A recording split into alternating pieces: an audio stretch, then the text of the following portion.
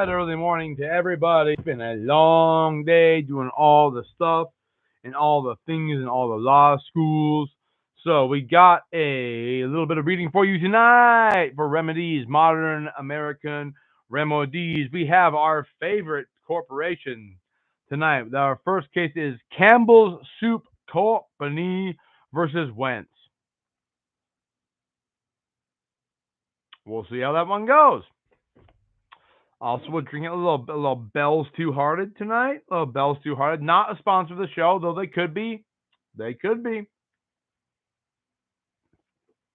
They could be. All right. 1948 case. So this is right after World War II. All right. A Third Circuit case. All right. Before Briggs, Chief Judge, and Goodrich and O'Connell, the circuit judges. Goodrich, the circuit judge, the chief judge, the circuit judge, writes the opinion. It says, on June 21st of 1947, Campbell's Soup Company, a New Jersey corporation, entered into a written contract with George B. Wentz and Harry T. Wentz, who are Pennsylvania farmers, for the delivery by the Wentzes to Campbell's of all the Chutney red cord carrots to be grown on 15 acres of the Wentz farm during the 1947 season. The carrots to be grown were for prices specified in the contract and ranged from $23 to $30 per ton, according to the time prices specified in the contract. Okay. The Wentzes harvested approximately 100 tons of carrots from their 15 acres that were covered by the contract. But early in January of 1948, they told a Campbell's representative that they would not deliver their carrots at the contract price. The market price at the time was $90 a ton. That's a 3 times increase.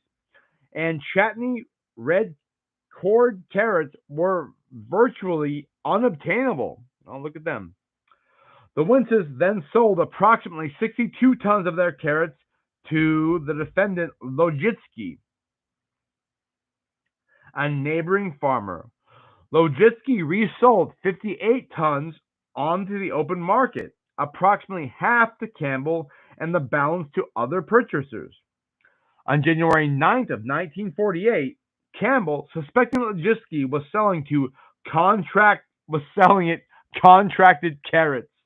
This is hilarious. Refused to purchase any more and instituted these lawsuits against Wentz brothers and Logitsky to enjoin any further sale of the contract carrots to any others and to compel specific performance of the contract. The trial court denied any equitable relief thereafter. Now, a party may have specific performance of a contract for the sale of chattels. A carrot is a chattel, a car is a chattel, a dog is a chattel, right? If the legal remedy is inadequate. Inadequacy of the legal remedy is necessarily a matter to be determined by an examination of the facts in each particular instance. We think that on the question of the adequacy of the legal remedy in the case is one appropriate for specific performance. It was expressly found that at the time of the trial, it was virtually impossible to obtain Chutney carrots upon the open market. End quote. The Chutney carrot is one which the plaintiff uses in large quantities, furnishing the seed to the growers with whom it makes contracts. It was not claimed in the nutrition value is any better than any other type of carrot. However, its blunt shape makes it easier to handle in the processing of chopping up to put into Campbell's soups.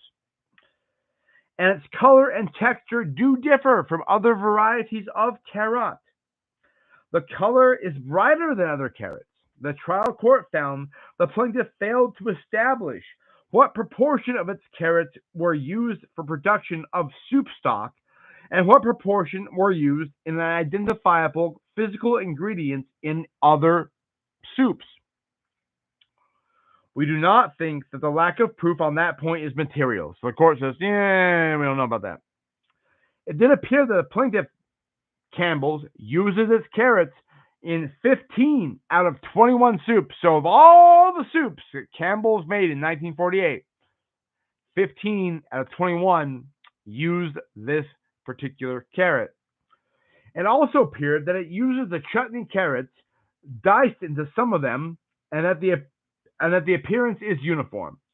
The preservation of uniformity in appearance in a food article marketed throughout the country and sold under the manufacturer's name is a matter of considerable commercial significance.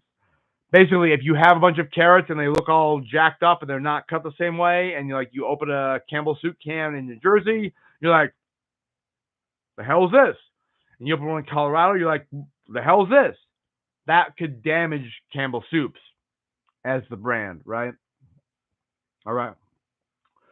So as a matter of considerable commercial significance, and one which is properly considered in determining whether there would be need for a substitute ingredient that was, quote, just as good as the original. The trial court concluded that the plaintiff had failed to establish that the carrots, judged by objective standards, are unique goods. This, we think, is not a pure fact. Conclusion. Like a finding that chancery carrots are of uniform color. It is either a conclusion of law or a mixed fact and law conclusion, and we are bound to exercise our independent judgment upon this conclusion.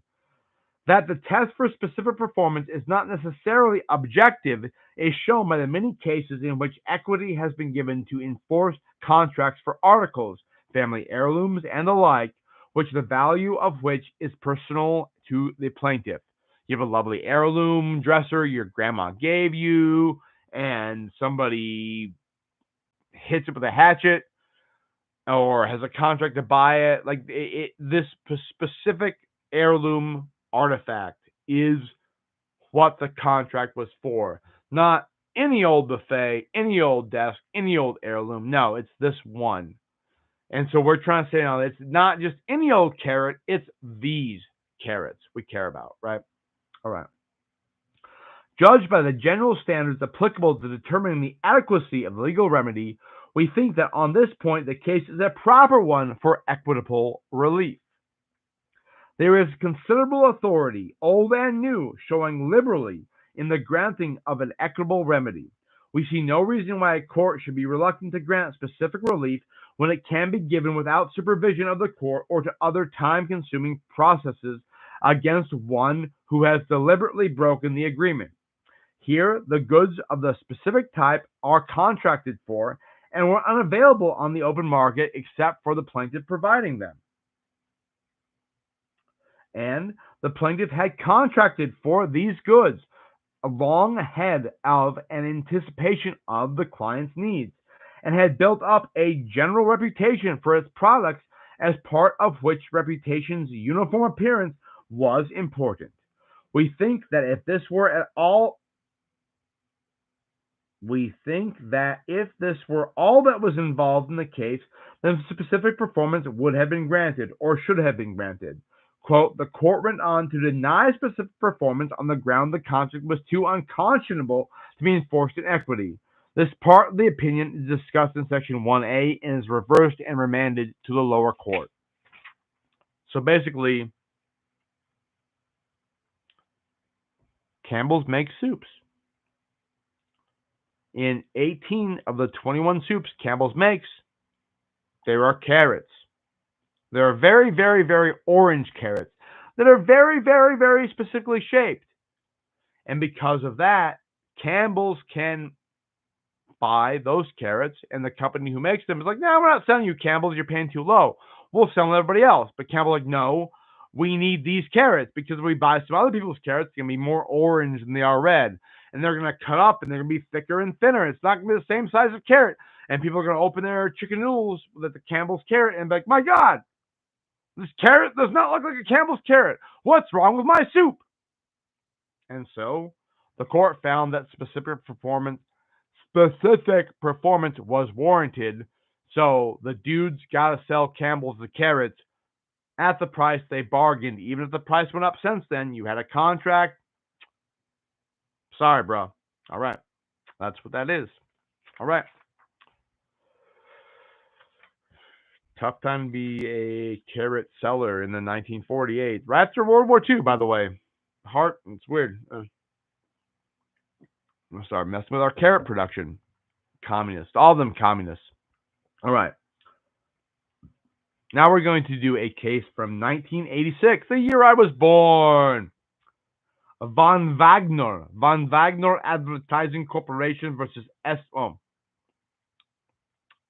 S&M Enterprises. I don't think it's the S&M you're all thinking it is. It's S&M Enterprises. Well, but we'll see. Maybe they sell ropes and chains. We'll see. Judge K gives the opinion. A New York court, Judge K. Specific performance of a contract to lease unique billboard space is properly denied when damages are adequate remedy to compensate the tenant, and equitable relief would impose a disproportionate burden upon the defaulting landlord.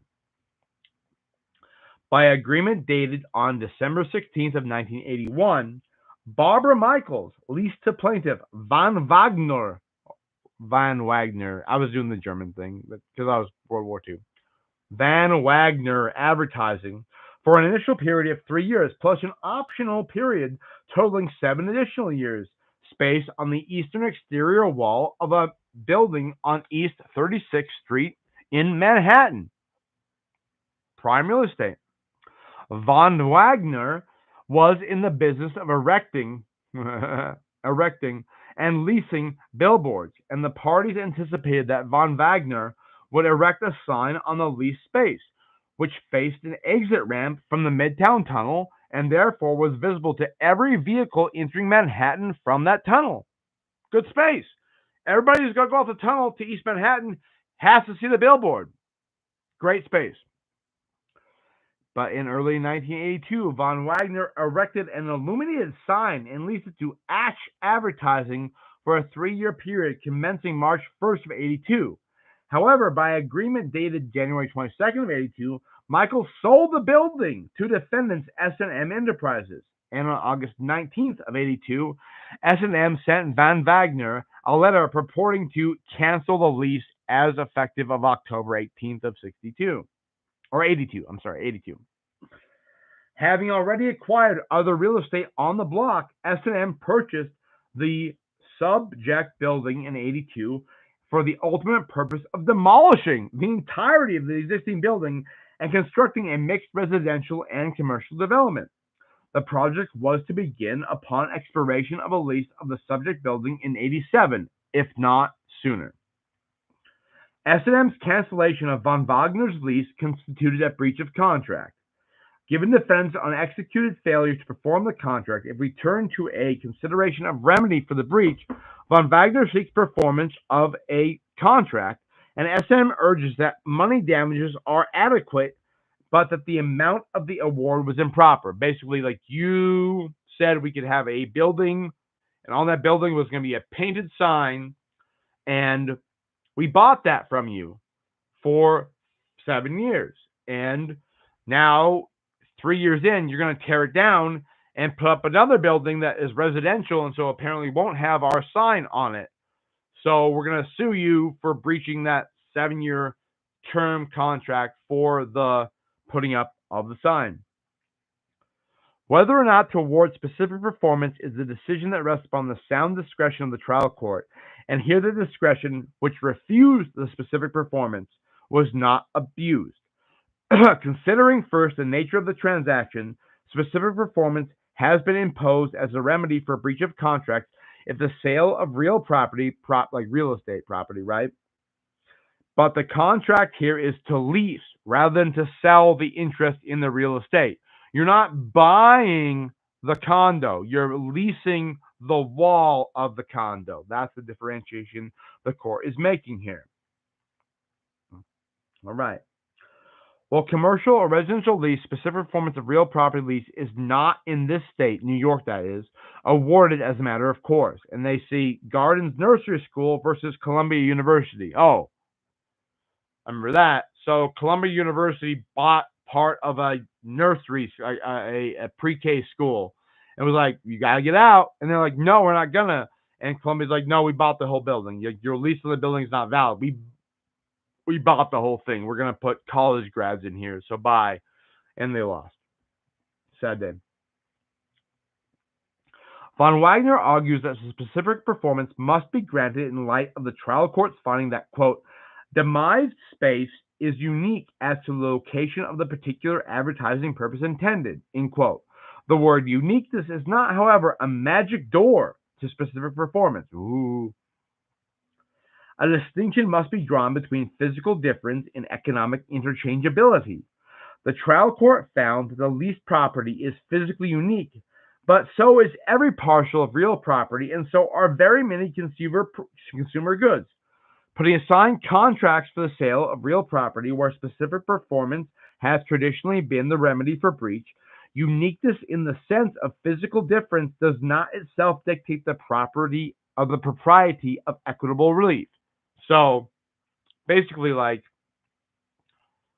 every house is different from every other house. It's real property. So even if you go to one of those like cookie cutter suburbs in Denver, Colorado, or in Marysville, Ohio, and you find the houses all look the same. You go inside, they're not all the same because some kid has got the skateboard on one wall, some angry drunk has punched a freaking hole in the wall of one of them, right? So even though maybe they were designed on the same floor plan, they're not actually exactly the same. And so specific performance means that if I buy this property, if I buy 1275 Nanook Avenue in Marysville, Ohio, then that's the property I'm buying. If I go there and it's been trashed or burnt down or there's holes in the walls from a drunk dad punching the wall, right? They can't just say, oh, well, you take 1735. It's the same property. No, every piece of real property is different and unique, right? So that's where they're getting off here, okay? So Wagner argues, or von Wagner argues, that the specific performance must be granted in light of the trial court's finding that a demised space is unique to as location as a particular advertising purpose intended. The word uniqueness is not, however, I already read that. Okay, anyways.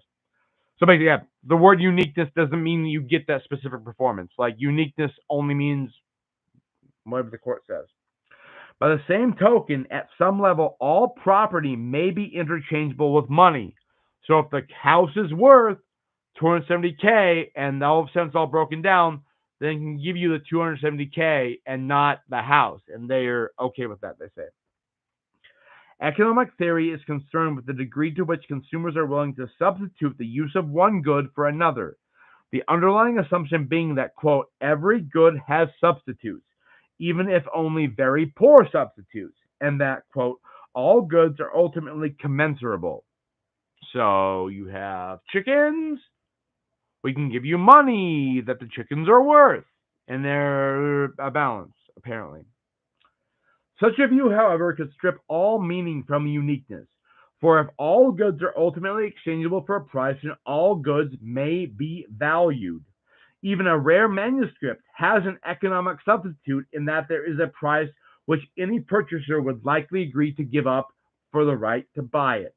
But a court would, in all probability, order specific performance on such a contract on the ground the subject matter of the contract is unique. So, okay, so I'm a T.S. Eliot fan, right? And so there are very, very few manuscripts of The Wasteland by T.S. Eliot that have ever been. There's like 3. So if I'm going to buy a manuscript and I pay money for it, for $280,000 for this one, like the way, like the dude wrote the poem down, like the manuscript, right? And then I'm like, I give him $280K. I want this manuscript, right? They're like, oh, it's gone now. We don't know. So we're gonna give you $280K back. I'm like, no, I don't want my money. I want the thing. The thing is what I wanted. It's very specific. I paid the money. You bartered with me for that. We made a deal. I want that thing. And so the court here is saying that with manuscripts especially, they give the example, it doesn't quite work that way. If there's only 1 or 2, like a Gutenberg Bible, right? There's only like 14 in existence. It was made in the 1400s, right? A Gutenberg Bible. You're like, oh yeah, I bought one, but yeah, we're just gonna, no, I don't want the money. I have the money. I want The thing I bought. Thank you very much. That's the issue, right? The point at which a breach of contract will be redressable by specific performance must lie not in any inherent physical uniqueness of the property, but instead in the uncertainty of valuing it. Okay, so the court's saying here then that the issue isn't there's only one or two or three or 14 of these things. The thing is that because there's so few of them, we can't put a dollar value on it.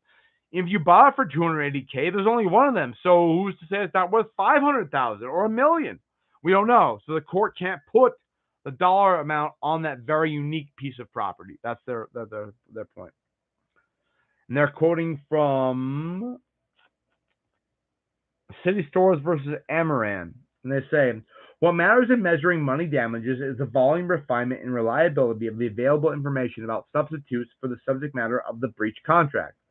When the relevant information is thin and unreliable, there is a substantial risk that an award of money damages will either exceed or fall short of the promiser's actual loss.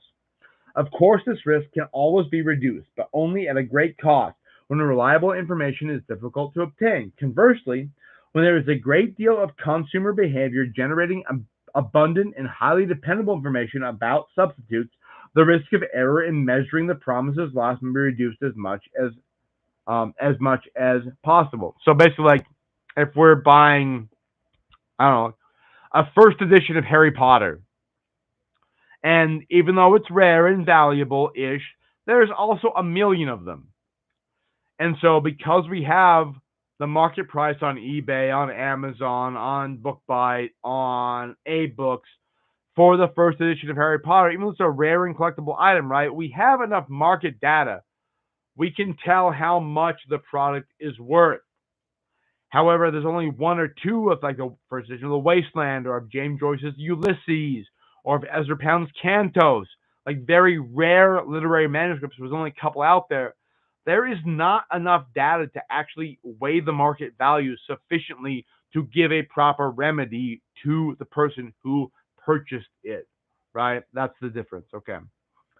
The principle is reflected in the case law, and it is essentially the position of the Second Restatement of Contracts, which lists the difficulty of providing damages with reasonable certainty as the very first factor affecting any adequacy of damages.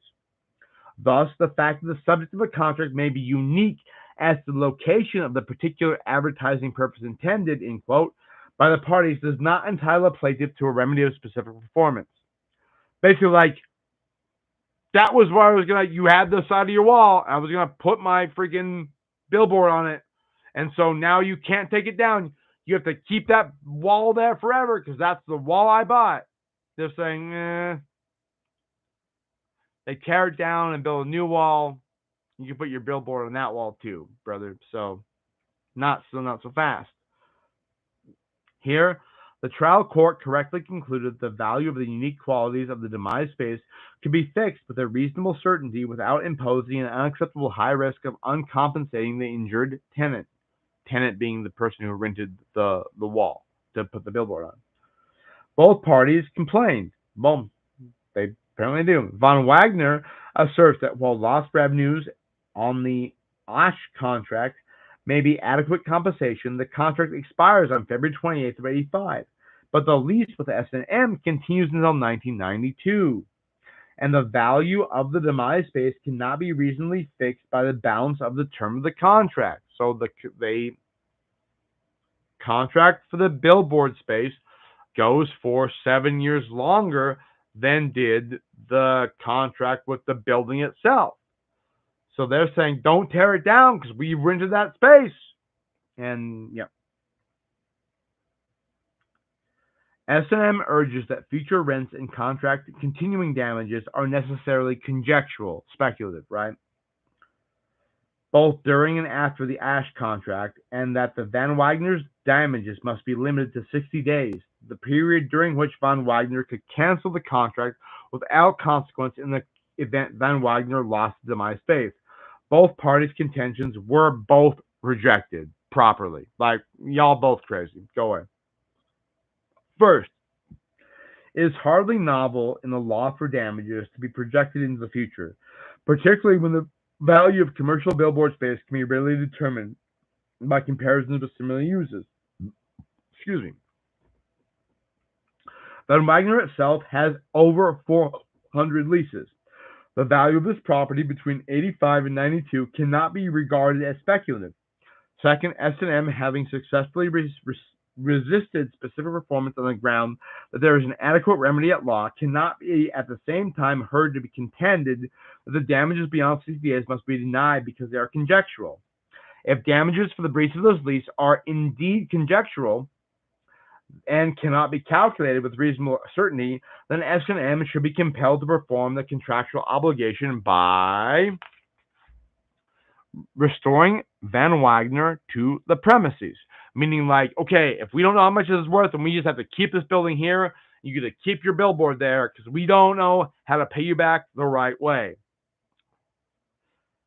That's not what the court says. Moreover, the contingencies to which S&M points do not, as a practical matter, render the calculation of damages speculative. They're not speculative. We can tell how much this billboard's worth, dude. Come on.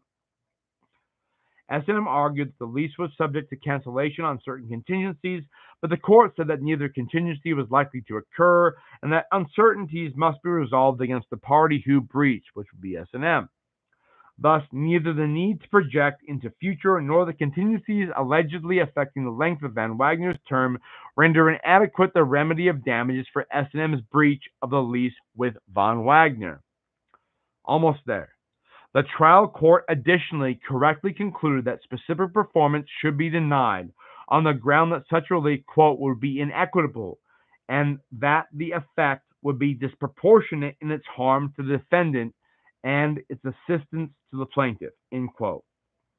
It is well settled that the imposition of an equitable remedy must not work in inequity. So if you try to make people whole, right, try to make people equal to where they were, then what you do shouldn't make somebody way better off and somebody way worse off. If you're working for equality, for equity, right, then the result you get can't make an inequity. That's what they're saying. Or it should not, as a matter of law, right? The finding that the specific performance would disproportionately harm S&M and benefit Van Wagner has been affirmed by the Appellate Division, that's the Appellate Court in New York, and has support in the proof regarding S&M's projected development of the property. While specific performance was properly denied, the court erred in its assessment of the damages. Damages should have been awarded through the expiration of Van Wagner's lease, which was 92, not 85. Accordingly, the order of the Appellate Division should be modified and the case remitted to the Supreme Court. Now, the Supreme Court in New York is not the High Court. In New York, the Supreme Court is the lowest court, the trial court. Trial court, first Appellate Division, second Appellate Division. New York wants to be special.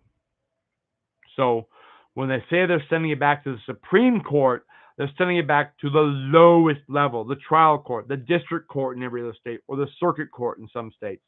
Not Supreme Court's not high. Nobody in New York, no. Okay. Accordingly, the order for the Appellate Division should be modified, and the case remanded to the Supreme Court, New York County, for further proceedings in accordance with this opinion, as so modified and affirmed.